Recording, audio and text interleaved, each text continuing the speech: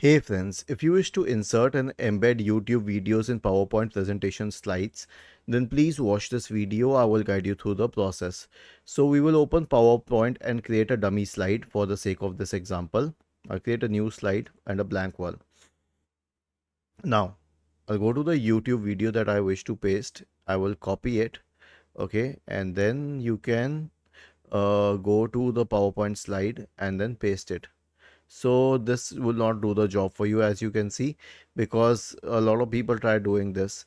Now if you want to do it, then go to the insert tab and there is an option for video. Click on this and select online videos, okay, and then paste the link here and then click on insert.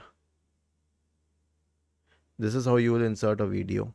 This is how a video should be inserted into PowerPoint, not just copy pasting the URL. That is wrong.